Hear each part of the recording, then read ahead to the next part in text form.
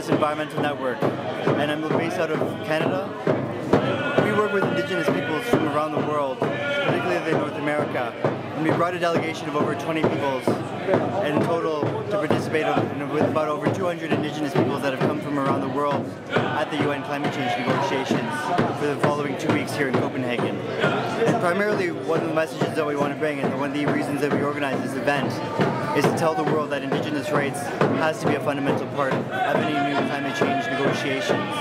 Because our communities have been the ones that have been protecting and sustaining our natural environments for thousands of years. And we've only seen the recent spate of ecological devastation after our people have lost control over their lands, their territories, their cultures, their languages, their basic rights. And so what we're also saying is that we need to recognize and protect our Indigenous peoples and their cultures and their rights, but we also need to make sure that whatever new climate treaty doesn't impact on those rights. Because what we've also seen in the past has been a lot of what we know as false solutions to climate change being implemented that have trampled on our people's rights, trampled on our cultures, trampled on our basic fundamental dignities. And what has resulted as a result has been even further human rights violations and ecological devastation in a number of cases. And first specifically, what we've seen has been cases such as biofuels implementation, a number of carbon trading mechanisms that have put in place, for example, plantations and large dams have often displaced our people or have often caused further ecological devastation at the sacrifice of our people. And so we also have that message that we want to try and bring to the world, that human rights and Indigenous rights must be protected in whatever new treaty comes out. And the third sort of element of that is that they're negotiating text right now based on this idea of reducing emissions through deforestation and degradation, now known as REDD.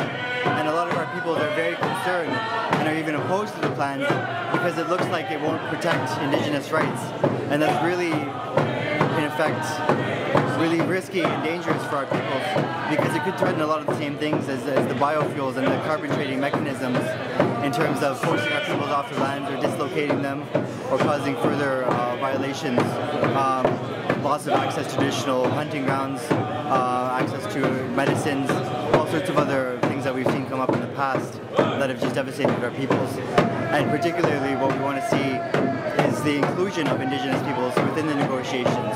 And that's why we're really here, is we're saying that, Indigenous peoples are here,